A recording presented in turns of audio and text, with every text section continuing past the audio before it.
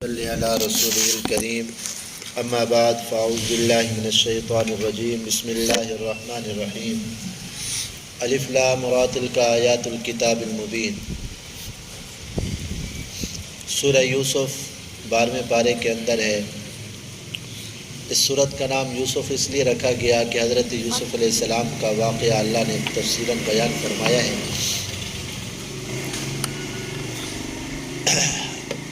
بنی یہودیوں نے آپ صلی اللہ علیہ وسلم سے سوال کیا کہ حضرت ابراہیم علیہ السلام اور ان کا خاندان تو فلسطین میں رہنے والے تھے، تو یہ لوگ مصر میں پھر کیسے آئے؟ یہودیوں نے سوال اس لیے کیا تاکہ آپ صلی اللہ علیہ وسلم نہ بتا سکیں اور ہم جو ہے آپ صلی اللہ علیہ وسلم کا مذاق اڑائیں اور تکذیب کریں، جھٹلائیں، کیونکہ یہودی تو آپ صلی اللہ علیہ وسلم کو اللہ کا نبی نہیں مانتے تھے نا۔ تو یہ سوال اس سوال کا جواب ایسا تھا سوائے انبیاء کے کوئی نہیں بتا سکتا۔ تو اللہ تعالیٰ نے پوری صورت نازل فرمائی اور بڑی تفصیل سے اللہ نے واقعات کو بیان فرمایا۔ قرآن مجید جو ہے نا، اس میں اللہ تعالیٰ نے جتنی بھی واقعات بیان فرمائے ہیں، کسی واقعے کو اللہ نے ترتیب سے بیان نہیں فرمایا۔ حضرت موسیٰ علیہ السلام کا واقعہ تقریباً ہر پارے کے اندر آ رہا ہے، لیکن اللہ رب العزت نے ترتیب سے بیان نہیں فرمایا۔ کہیں کوئی حصہ بیان فرماتے، کہیں کوئی حصہ، کیونکہ قرآن قصہ کہانی کوئی کتاب تو نہیں ہے نا۔ قرآن تو ہدایت کی کتاب ہے، نصیحت کی کتاب ہے۔ تو جس واقعے کا جو تعلق ہوتا ہے نصیحت سے، اللہ تعالیٰ وہی واقعے کا حصہ بیان فرما دیتے ہیں۔ لیکن قرآن مجید کے اندر صرف ایک ہی واقعہ ہے حضرت یوسف علیہ السلام کا، اللہ تبارک و تعالیٰ نے ترتیب سے بیان فرمایا اور اس کو احسن القصص فرمایا کہ تمام قصوں میں بہترین قصہ، بہترین اس لیے ہے کہ اس کے اندر ہدایت کے بڑے سامان ہیں، اس میں عزت بھی ہے، اس میں جو ہے نا ذلت کی باتیں بھی ہے، اور اس میں عروج بھی ہے، زوال بھی ہے، حکومت کی باتیں بھی ہیں، رعایا کی باتیں بھی ہیں، اپنوں کا ظلم، بے وفائی بھی ہے، اور ان کے ساتھ حسن سلوک کا ذکر بھی ہے، اور والدین کی خدمت بھی ہے، حکمرانی بھی ہے، رعایا بھی ہے، بہت ساری چیزیں اس میں اللہ نے بیان فرمائی ہیں۔ تو اللہ تعالیٰ نے حضرت یوسف علیہ السلام کا واقعہ شروع فرمایا کہ حضرت یعقوب علیہ السلام جو تھے ان کے 12 بیٹے تھے، 10 بیٹے ایک بیوی سے تھے اور 2 بیٹے حضرت یوسف علیہ السلام اور ان کے بھائی بنیامین دوسری جو ہے نا بیوی سے تھے، تو کل 12 بیٹے تھے۔ اللہ کے نبی شروع سے ہی بڑے ہوشیار، بڑے حسین، بڑے جمیل اور بڑے با اخلاق ہوا کرتے ہیں، ان کا بچپنا بھی بڑا پیارا ہوتا ہے، پھول کی طرح۔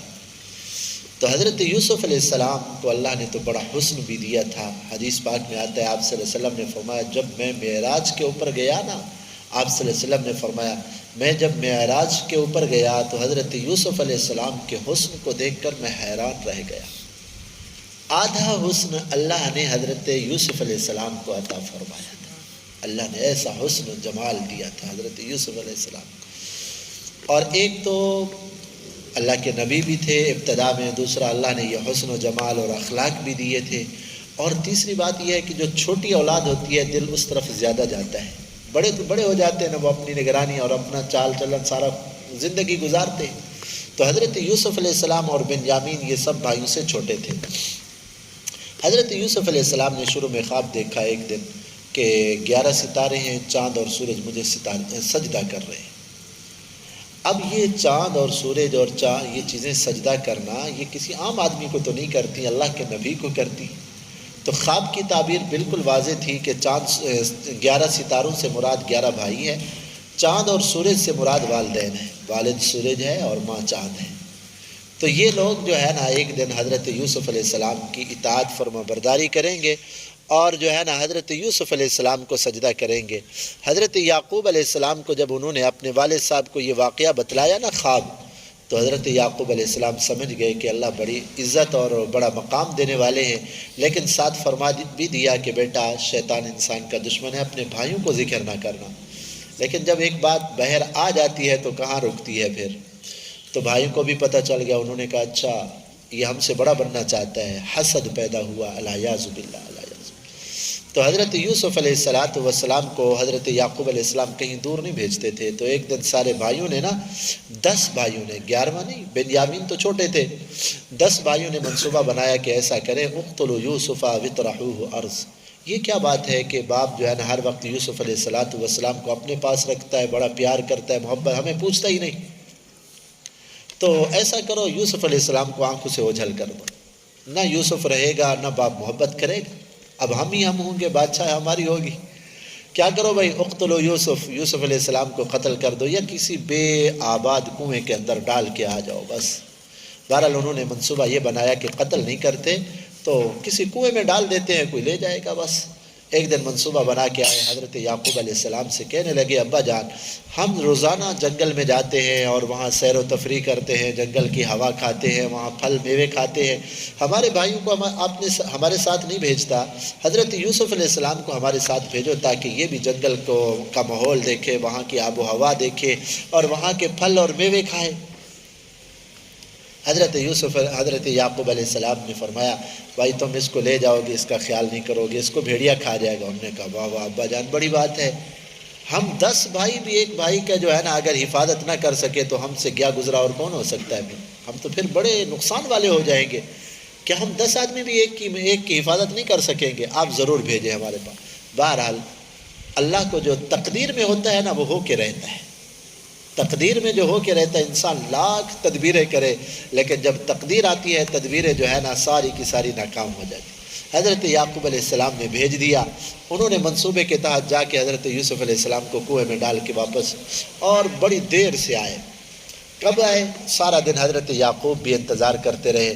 انہوں نے کنویں میں ڈالا، قمیص اتار لی یوسف علیہ السلام کی اور انتظار دیر کرتے رہے. جب عشاء کا وقت ہوا نا اندھیرا، شام کو آئے تو روتے ہوئے پیٹتے ہوئے، ہاں ہائے افسوس ہے، شور شرابہ. حضرت یعقوب علیہ السلام باہر نکل کے تشریف، بھائی کیا ہو گیا؟ کہا ابا جان ہمارے بھائی کو جو ہے نا بھیڑیا کھا گیا. ہم بھائی تم کدھر تھے؟ ابا جان ہم کیا کر رہے تھے جنگل کے اندر، ہم جب گئے نا تو جنگل کے اندر ہم دوڑ لگا رہے تھے، مقابلہ، ہم 10 بھائی مقابلہ کر رہے تھے. اپنے بھائی یوسف کو بٹھایا کہ بھائی ذرا کپڑوں کا سامان کا خیال کرنا، تو بھیڑیا آیا کھا گیا. اگر یقین نہیں آتا یہ دیکھو یوسف علیہ السلام کا قمیص ہے، اور انہوں نے کوئی بکری شکری ذبح کر کے نا خون آلود وہ قمیص خون کے اندر لگا کے واپس آئے، دیکھو ہمارے بھائی کو بھیڑیا کھا گیا، خون بھی لگا ہوا. حضرت یعقوب علیہ السلام نے قمیص دیکھا، قمیص پھٹا ہوا کہیں نہیں. فرمانے لگے میرے بچوں، بھیڑیا بڑا عقل مند تھا، میرے بیٹے کو تو کھا گیا لیکن قمیص کو اس نے نہیں پھاڑا. پہلے قمیص آرام سے اتار لیا، بعد میں میرے بیٹے کو کھایا. ہاں کیا ہوا؟ بل سولت لکم انفسکم امرا، لگتا ہے یہ تمہارے دل کی بنائی ہوئی بات ہے، بھیڑیا شیڑیا کوئی نہیں کھایا. لیکن فصبر جمیل، اللہ کی طرف سے آزمائش آ رہی ہے تو صبر جمیل، اب کسی سے گلہ شکایت کوئی نہیں ہوگی. بہرحال بھائی جو ہے نا اس انتظار میں رہے روزانہ، ایک دن 2 دن، بھئی کہیں یوسف علیہ السلام نکل کے واپس نہ آ جائے. تو ایک دن قافلہ جا رہا تھا، پانی کے لیے آئے نا، تو انہوں نے کنویں کے اندر ڈول لٹکایا پانی کے لیے.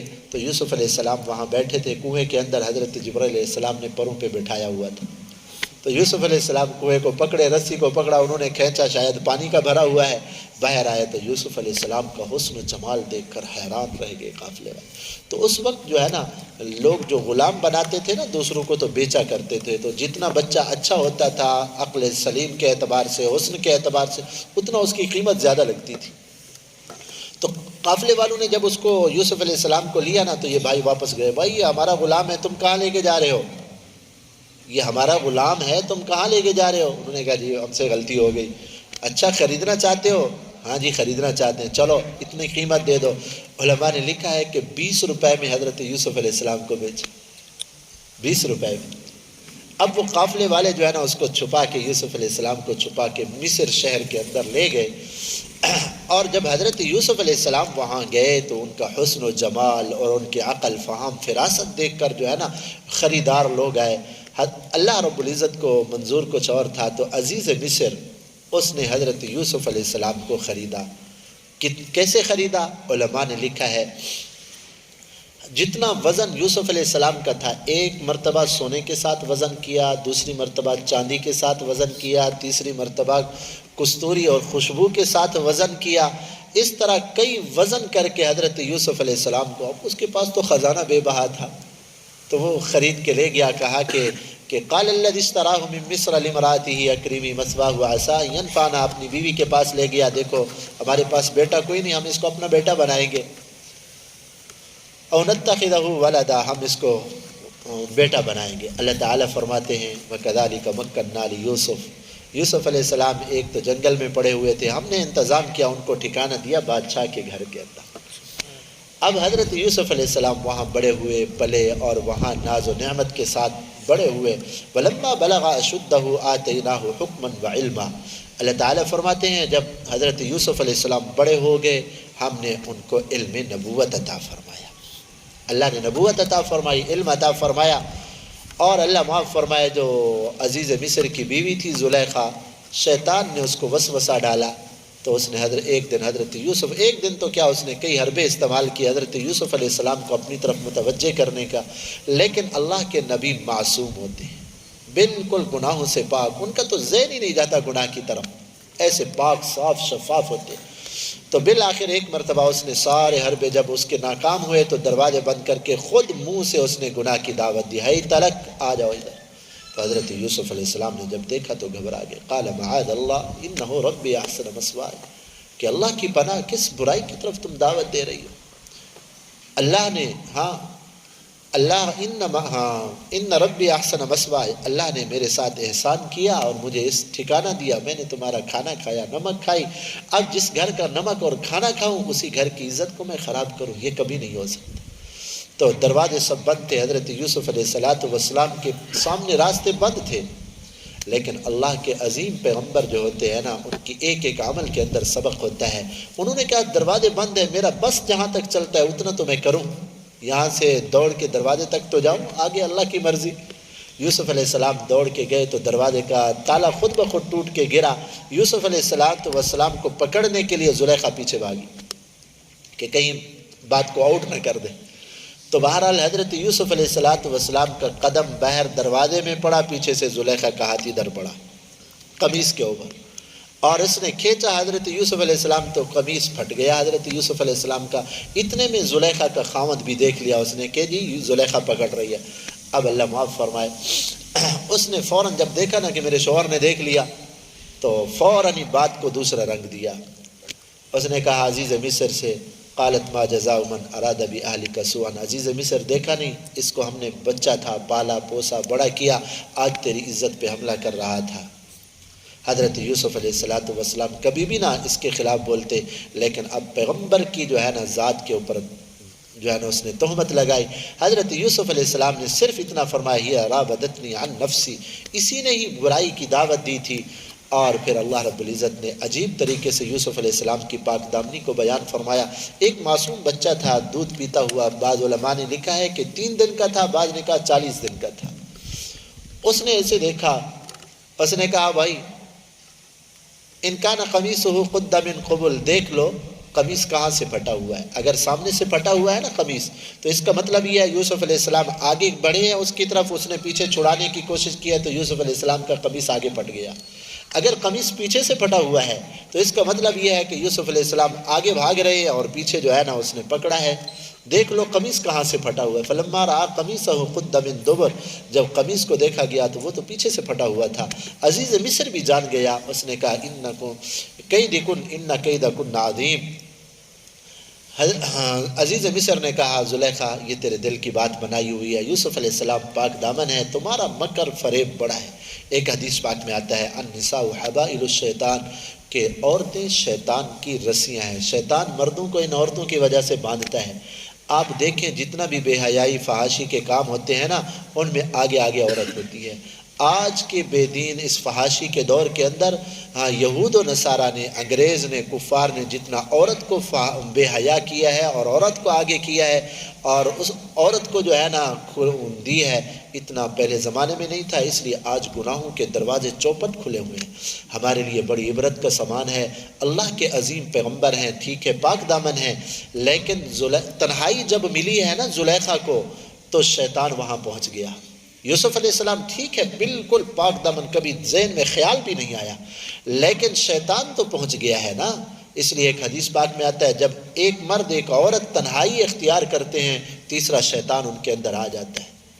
اس لیے تنہائی یہ بہت زہر آلود ہے، خطرناک چیز ہے۔ غیر محرم کی تنہائی ہاں بہت بڑا گناہ ہے، یہ گناہ کی دعوت ہے۔ بہرحال حضرت یوسف علیہ السلام کی پاک دامنی تو واضح ہو گئی، لیکن بات کہاں چھپتی تھی، شہر کے اندر چرچا ہونے لگا، اور جو ہے نا یہ باتیں پھیلنے لگی کہ عزیز مصر کی بیوی شہزادی ہو کے ایک اپنے نوکر اور غلام کے اوپر جو ہے نا عاشق ہو گئی ہے۔ اب زلیخا نے کہا میں ان کو کیا بتاؤں، یوسف علیہ السلام کے لیے میں کتنا مجبور ہوں۔ ان کی جو ہے نا دعوت کی زلیخا نے ایک دن ساری عورتوں کی، عزیز مصر کی جو شہر مصر کی جو امیر لوگوں کی عورتیں تھیں نا ان کی دعوت کی، اور ان کے ہاتھوں میں پھل وغیرہ دیے، دسترخوان رکھا، اور ادھر یوسف علیہ السلام سے کہا ذرا باہر آئے۔ حضرت یوسف علیہ السلام جب آئے تو انہوں نے جو ہی ایسے نظر دیکھی نا تو وہ بھول گئیں کہ ہمارے ہاتھوں میں کیا ہے۔ یوسف علیہ السلام کے حسن کو دیکھ کے مبہوت ہو گئی، حیران ہو گئی، نظر ہٹا نہ سکی۔ ادھر ہاتھ میں چھریاں ہیں، پھل ہیں، ایسے ہاتھ چلایا تو چھری چلائی تو ہاتھ کاٹ دیے۔ وَقَطَّعْنَ أَيْدِيَهُنَّ، انہوں نے کہا قُلْنَا حَاشَ لِلَّهِ مَا هَذَا بَشَرًا، ایسا حسن تو انسان کا نہیں ہوتا، مَا هَذَا إِنْ هَذَا إِلَّا مَلَكٌ کریم، یہ تو کوئی آسمان کا فرشتہ آیا ہوا ایسا حسین جمیل۔ اور وہ ظالم عورتیں بھی حضرت یوسف علیہ السلام سے کہنے لگی اپنی مالک کا کہنا مان لو، برائی کر لو، کوئی حرج نہیں، معاذ اللہ ثم معاذ اللہ۔ حضرت یوسف علیہ السلام نے جب دیکھا کہ چاروں طرف سے برائی کی دعوتیں آ رہی ہیں، اللہ سے دعا کی اللہ مہربانی فرما، تو میری مدد فرما، میں اکیلا ہوں، تنہا ہوں، اے اللہ۔ اب اس زلیخا نے یہ دھمکی بھی دی، ہاں میں نے ان کو برائی کی دعوت دی ہے، اگر میرا کہنا نہیں مانے گا نا اب بھی وقت ہے، اگر کہنا نہیں مانے گا تو جیل میں ڈلوا دوں گی۔ حضرت یوسف علیہ السلام نے عرض کیا اللہ مجھے جیل میں جانا پسند ہے لیکن گناہ کرنا پسند نہیں۔ ہاں مصیبت آ جائے یہ ٹھیک ہے، لیکن گناہ میں، معصیت میں آدمی گرفتار ہو جائے یہ بہت خطرناک بات ہے۔ حضرت شیخ الہند رحمۃ اللہ علیہ کو جب گرفتار کر کے انگریز لے گئے نا تو حضرت شیخ الہند نے کہا الحمدللہ ہم مصیبت میں گرفتار ہوئے ہیں، کسی گناہ میں گرفتار نہیں ہوئے۔ دیکھو آدمی بے گناہ ہو اور پکڑا جائے یہ گھبرانے کی بات نہیں ہے، بے گناہ ہے، دامن پاک ہے، صاف ہے، شفاف ہے، لیکن پکڑا گیا ہے آدمی، حکومت نے غلط مقدمات بنا دیے ہیں، گرفتار، مصائب آ گئے، مشکلات آ گئے، گھبرانے کی بات نہیں ہے۔ لیکن کسی گناہ کے اندر پکڑا گیا ہے یہ گھبرانے کی بات ہے۔ تو حضرت یوسف علیہ السلام نے عرض کیا اللہ مجھے جیل پر جانا پسند ہے لیکن گناہ پسند نہیں، تو میری مدد فرما۔ اب عزیز مصر نے جب دیکھا نا کہ جی بات پھیل گئی ہے، اس بات کو ختم کرنے کے لیے، اور حضرت یوسف علیہ السلام کو تو کوئی پوچھنے والا بھی نہیں تھا، پردیسی آدمی تھے اکیلے، تو انہوں نے کہا کہ حضرت یوسف علیہ السلام کو جیل میں ڈال دو، تاکہ یہ جب جیل میں رہیں گے نا تو کوئی دیکھے گا بھی نہیں، اور یہ باتیں آہستہ آہستہ ایک دن ختم ہو جائے گی، مر جائے گی، بعد میں دیکھا جائے گا۔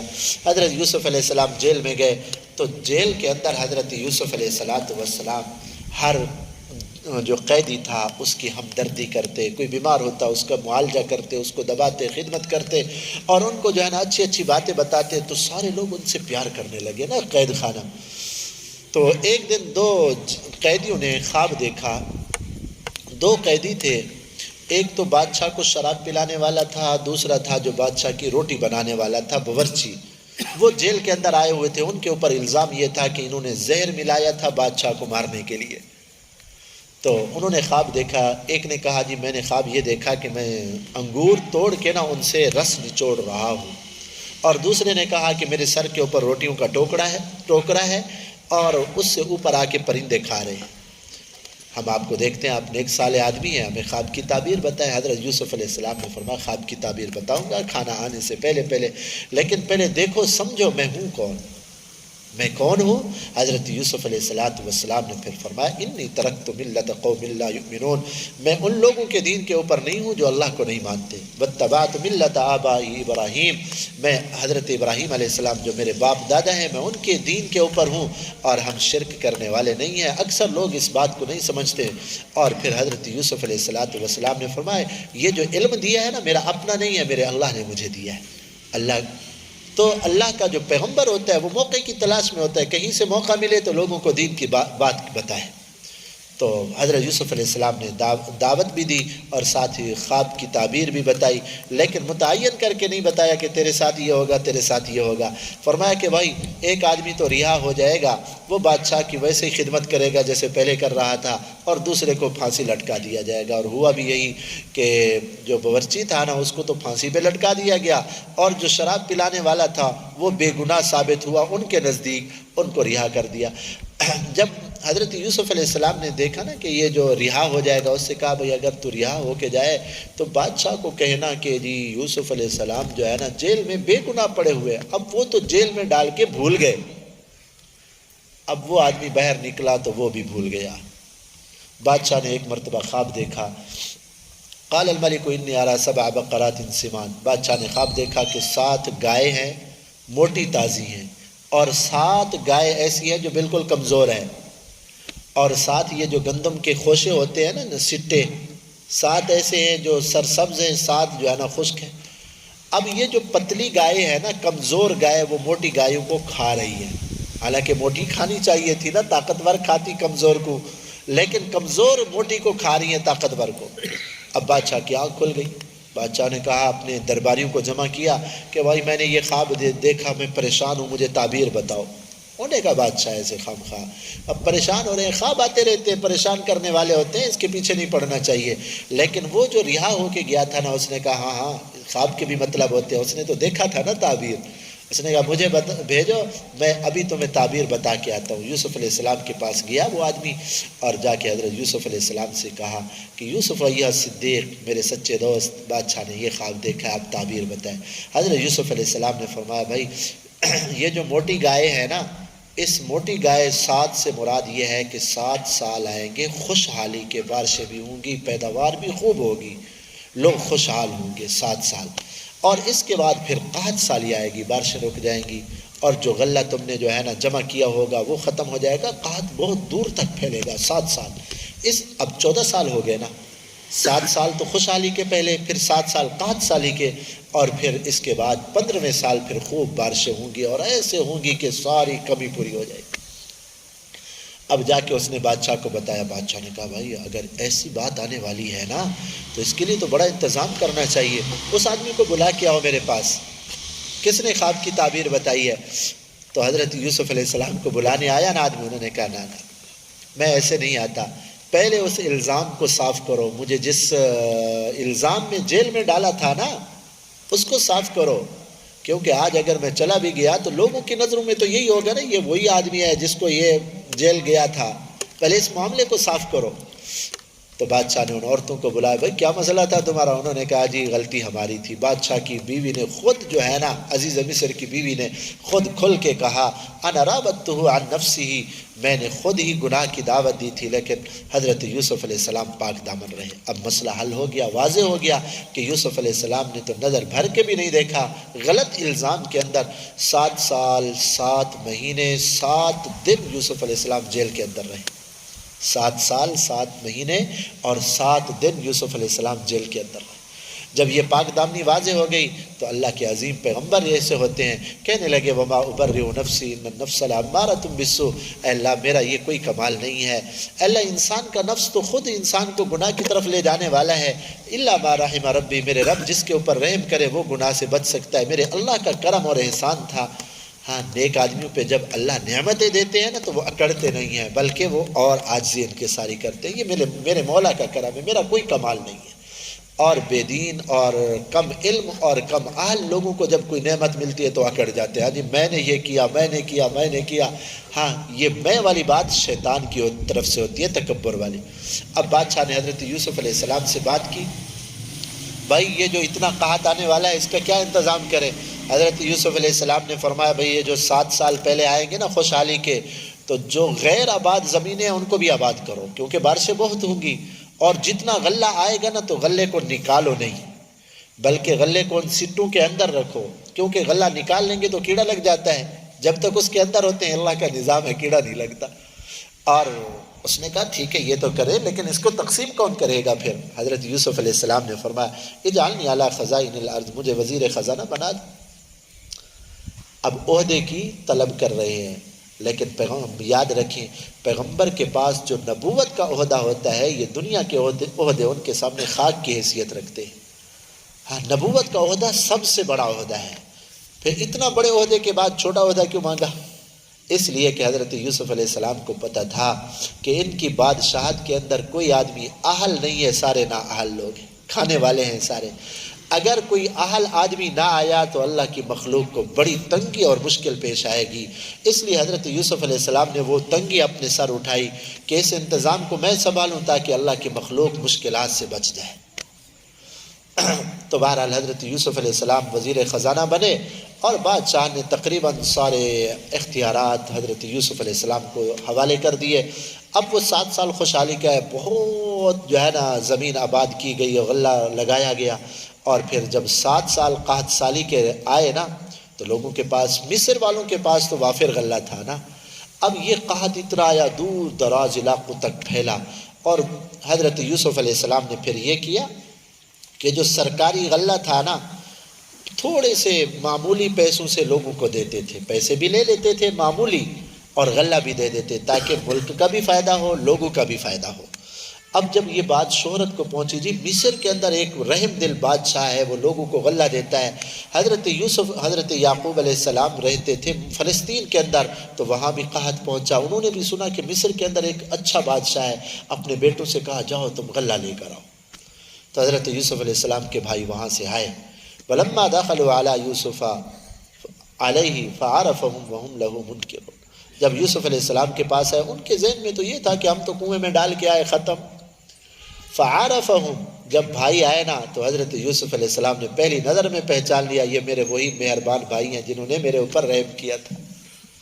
فَعَرَفَهُمْ وَهُمْ لَهُ مُنْكِرُونَ، ان کو پتہ نہیں کہ ہم کس کے پاس جا رہے ہیں. بہرحال آگے حضرت یوسف علیہ السلام نے ان کی بڑی عزت احترام کیا، ان کو اچھے کھانے کھلائے، ان کو اپنے پاس ٹھہرایا.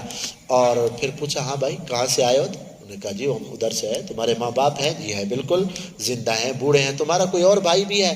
جی ایک بھائی ہمارا اور بھی ہے. بھائی اس کو کیوں نہیں لائے تم؟ حضرت یوسف علیہ السلام کا جو سگا بھائی تھا نا بنیامین، وہ نہیں آیا تھا. بھائی اس کو کیوں نہیں لائے؟ جی وہ ابو کا سہارا ہے، ابو اس کو چھوڑتے نہیں ہیں. اچھا چلو ابھی تو میں تمہیں یہ غلہ دے رہا ہوں، میں تمہیں دیکھنا چاہتا ہوں تم سچ بولتے ہو یا جھوٹ. اگر تم اپنے بھائی کو لے آؤ گے نا دوسری مرتبہ تو مطلب یہ ہے تم سچے ہو، پھر میں تمہیں غلہ بھی دوں گا. اگر تم نہ لائے تو اس کا مطلب ہے ہم مجھ سے جھوٹ بول کے جا رہے ہو، پھر تمہیں بھی غلہ نہیں دوں گا. یہ بات کان کھول کے سن لو. بہرحال حضرت یوسف علیہ السلام نے ان کو غلہ بھی دیا اور اپنے جو نوکر تھے نا ان سے کہا بھئی یہ بیچارے دور سے آئے ہیں اور ان کے پاس قحط ہے، اور تھے بھی بھائی پھر والد کی طرف سے آئے تھے، کہ میں ان کے پیسے اپنی جیب سے دے دیتا ہوں، ان کے پیسے سامان کے اندر رکھ دو تاکہ جب یہ واپس جائے نا، ہو سکتا ہے ان کے پاس ہوں یہی پیسے واپس نہ آ سکیں بیچارے، ان کے پاس پیسے رکھ دو، چلو پیسے ہوں گے واپس آئیں گے یہ لوگ.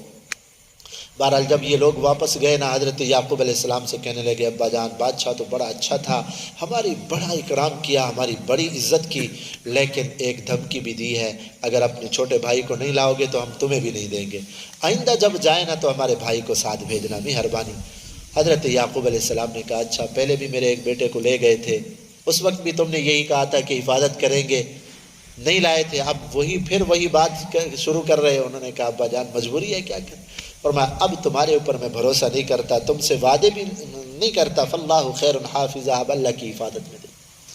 بہرحال دوسری مرتبہ جب آئے نا تو حضرت یعقوب علیہ السلام نے فرمایا بھائی مصر شہر میں جاؤ نا تو سارے بھائی اکٹھے ایک دروازے میں داخل نہ ہونا، مختلف، کوئی ادھر سے آئے، کوئی ادھر سے آئے، کوئی ادھر سے آئے، کیونکہ بڑے طاقتور حسین جمیل تھے وہ، سارے ایک دروازے سے آ رہے ہیں تو ہو سکتا ہے نظر بد لگ جائے. تو بہرحال حضرت یعقوب علیہ السلام کی ہدایت کے مطابق جب گئے نا تو حضرت یوسف علیہ السلام نے ان کی بڑی عزت احترام کیا، ان کو دو بھائیوں کو ایک کمرے میں ٹھہرایا. تو 10 بھائی تو 5 کمرے میں پورے ہو گئے، بنیامین بچ گیا. اس نے کہا چلو بھائی تم ادھر آ جاؤ، ان کو الگ کمرے میں ٹھہرایا اور ان کو علیحدگی میں بتا دیا انا اخوک، میں تیرا وہی بھائی یوسف ہوں، لیکن خیال کرنا بتانا نہیں ہے، چپ رہنا، بتانا نہیں ہے، چپ رہنا. اب تیرے ساتھ جو معاملہ ہوتا رہے نا گھبرانے کی بات نہیں. بہرحال غلہ تیار ہونے لگا تو سونے کا برتن تھا جو غلہ بھرتے تھے نا، جس سے پہلے زمانے کے اندر بالٹیاں بھر کے جو ہے نا کٹو میں ڈالتے تھے، تو وہ غلہ جو ہے نا برتن تھا، سونے کا برتن تھا، بعض نے کہا چاندی کا تھا.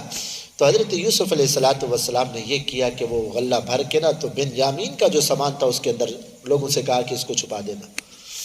اب وہ غلہ بھر کے لے کے جا رہے ہیں 11 کے 11 بھائی، بنیامین بھی جا رہا ہے. جب وہ دور چلے گئے نا تو بادشاہ کا وہ پیمانہ، وہ غلہ بھرنے والا برتن گم ہو گیا. تو ادھر سے تلاش شروع ہوئی، بھی وہ برتن گم ہو گیا، کدھر ہے کدھر ہے بھائی کدھر ہے. تو وہ ان سے کہا وہ بھائی قافلے والے ٹھہرو ذرا. انہوں نے کہا بھائی کیا بات ہے بھائی، تم چوری کر کے جا رہے ہو؟ انہوں نے کہا اللہ کے بندے ہم کہاں چور ہیں بھائی، ہم وہ بادشاہ کا وہ برتن گم ہو گیا، اگر تمہارے پاس ہوا تو. انہوں نے کہا بھائی ہمارے پاس اگر ہوا تو ہمارے مذہب میں، ہمارے دین میں چور کی سزا یہ ہے کہ اس کو جو ہے نا غلام بنا لیا جائے. اچھا، تلاشی شروع کی. حضرت یوسف علیہ السلام نے اپنی نگرانی میں تلاشی شروع کی. پہلے بنیامین کا سامان نہیں کھلوایا، پہلے بڑوں کا کھلوایا. بھائی چلو کھولو ان کا سامان.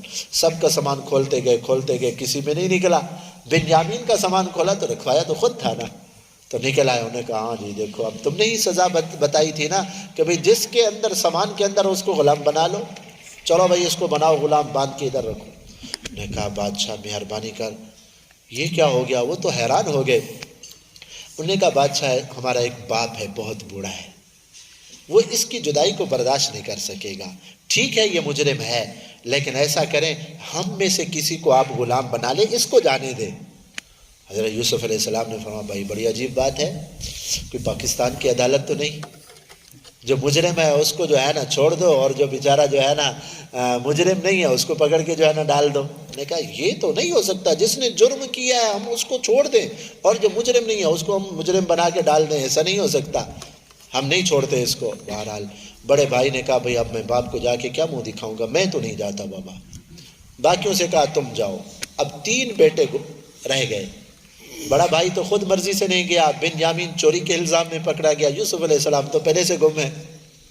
اب جب یہ لوگ واپس گئے بڑے، اب آپ خود دل میں اندازہ لگائیں کہ کس دل سے یہ گئے ہوں گے، کتنی بوجھل قدموں سے گئے ہوں گے. یہ کہ اب ابا جان کو کیا ہم منہ دکھائیں گے. جا کے حضرت یعقوب علیہ السلام سے کہنے لگے ابا جان آپ کے چھوٹے بیٹے نے چوری کی تھی، اس الزام میں پکڑا گیا، بڑا اس لیے نہیں آیا کہ آپ کو منہ کیا دکھائے. انہوں نے کہا بھائی میرا بیٹا چور نہیں ہو سکتا، یہ بات بھی بنائی ہوئی لگتی ہے تمہاری. اور واقعی بنائی گئی تھی بات.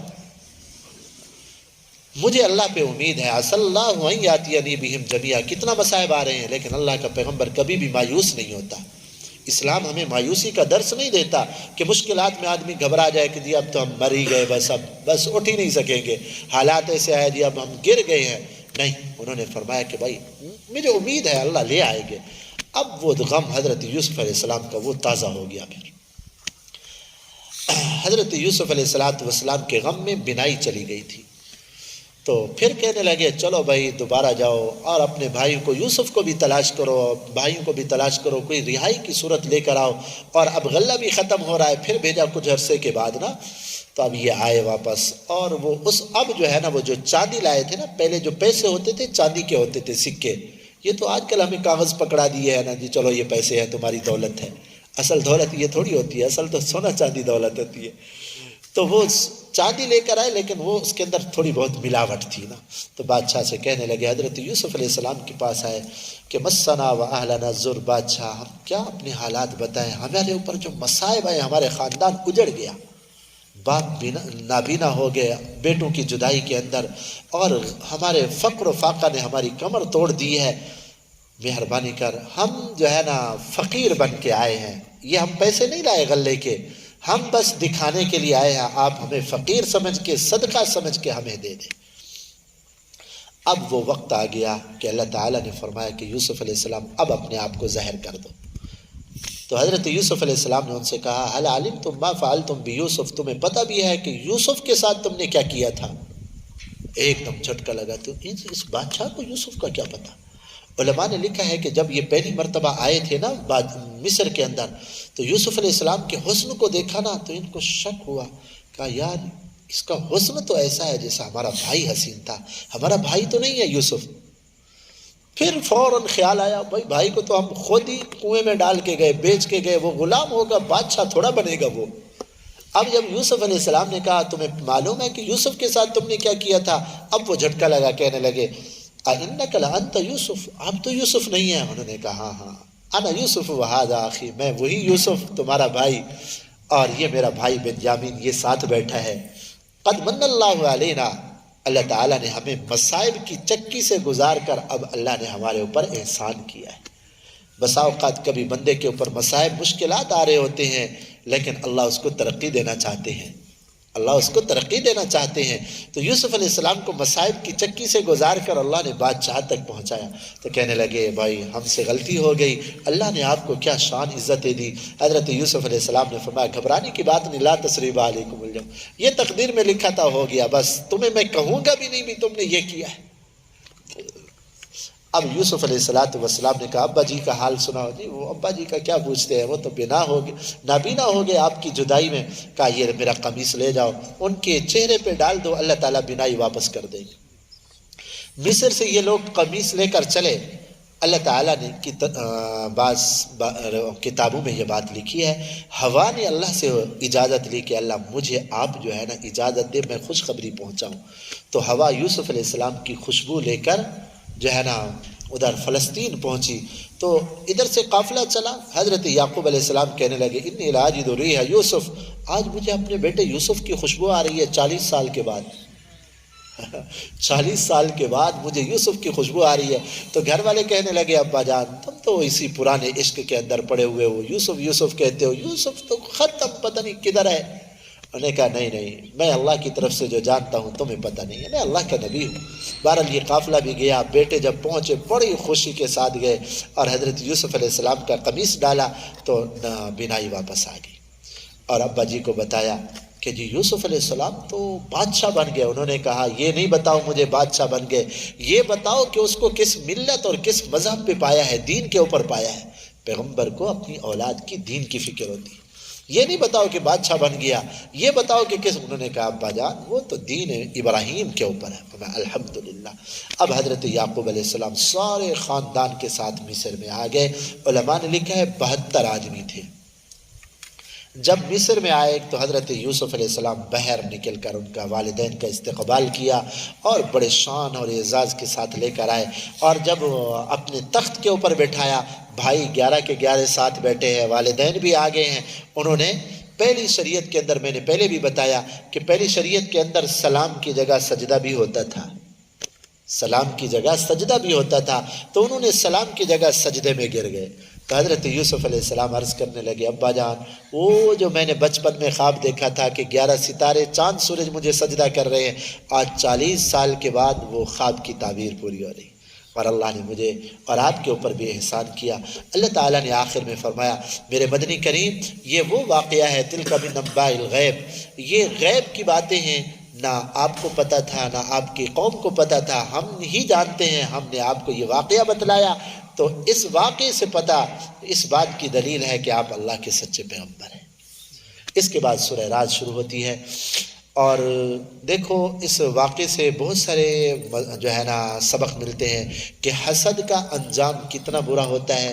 حسد آدمی کو خود خراب کرتا ہے، اور جو کسی کے اوپر الزام لگاتا ہے برائی کا انجام ہمیشہ برا ہوتا ہے۔ زلیخا نے برائی کا الزام لگایا لیکن آخر میں ذلیل ہوئی۔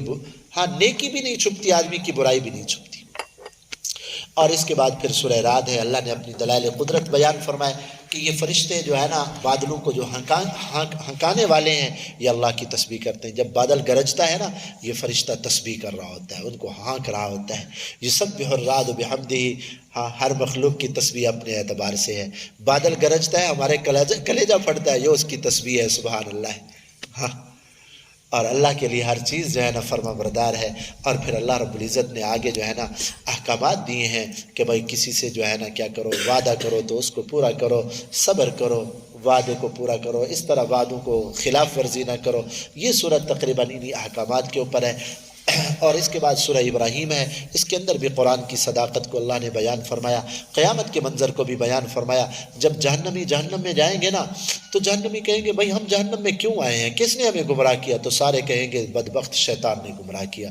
تو سارے لوگ پھر شیطان کے پاس جائیں گے، ظالم ہاں تو بھی ڈوبا ہمیں بھی لے ڈوبا، تو خود ہی مردود تھا اور جہنم کا ایندھن تھا، ہمیں بھی جہنم کے اندر لے آیا۔ شیطان ان سے کہے گا خاموش ہو جاؤ، مجھے کیوں ملامت کر رہے ہو؟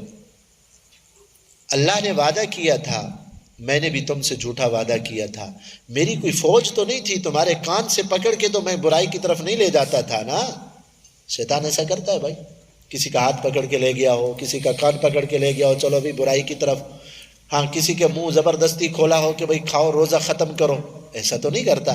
شیطان کہے گا میں تو تمہیں برائی کو اچھا کر کے دکھاتا تھا، بس ظالمو کیا تو تم نے خود تھا نا، مجھے ملامت نہ کرو۔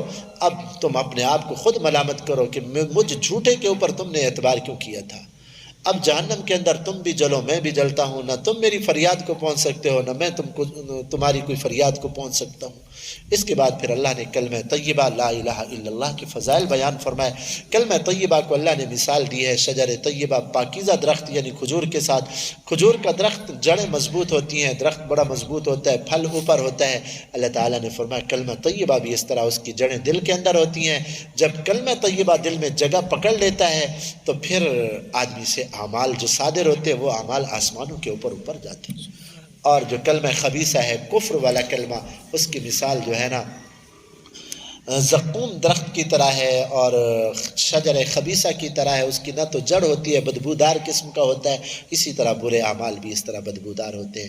اس صورت کے آخر میں پھر حضرت ابراہیم علیہ السلام کا اللہ نے واقعہ بیان فرمایا کہ جب اپنی بیوی بچوں کو جنگل میں چھوڑ کے آئے اللہ کے لیے تو پھر دعائیں کی، اور اپنے والدین کے لیے بھی دعائیں کی، رب اجعلنی مقیم الصلاۃ ومن ذریتی، اور پھر اللہ نے فرمایا ولا تحسبن اللہ غافلا عما يعمل الظالمون، میرے مدنی کریم یہ ظالم لوگ جو عمل کر رہے ہیں نا اللہ کے نافرمان، یہ نہ سمجھنا کہ اللہ کو پتہ نہیں، اللہ کو سب پتہ ہے، اللہ قیامت تک مہلت دیتے ہیں ان کو۔ ھذا بیان للناس، اللہ فرماتے ہیں ہم نے کھول کھول کے بیان کر دیا، اب جس کا دل چاہے ایمان لے آئے اور جس کا دل چاہے جو ہے نا اللہ کا نافرمان بنے، لیکن آخر میں انجام ان کا برا ہوگا۔ یہ صورت اور یہ پارہ 13واں پارہ اتنی ہدایات پہ ختم ہو رہا ہے۔ اللہ ہمیں بھی